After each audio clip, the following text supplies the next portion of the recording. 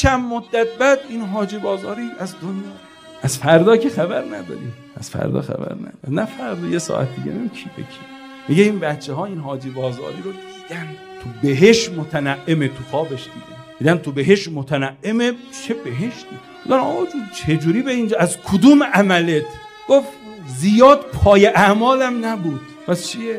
گفت شب اول قبل که نامه اعمال منو آوردن، نکیر و منکر مشغول سوال حساب اینا شد، من اونجا صدا کردم یا حسین یا حسین، در قبر مرا نکیر و منکر دیدن. یه روزی مواجه میشی، یک یک همه اعمال مرا دیدند ز من بوی حسین میاد، از آمدن خیش خجل گردید.